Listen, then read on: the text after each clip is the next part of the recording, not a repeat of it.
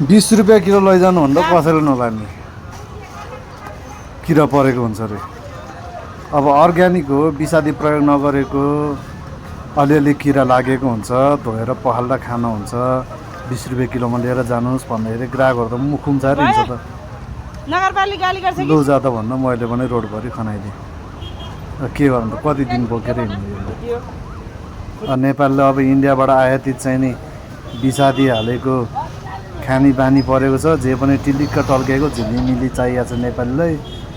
विषादी प्रयोग गरेर खान्छन् अर्ग्यानिक खान जान्दैनन् अनि त्यहाँबाट किडनी फेल प्रेसर हाई दुनियाँ थरी रोग के भन्दा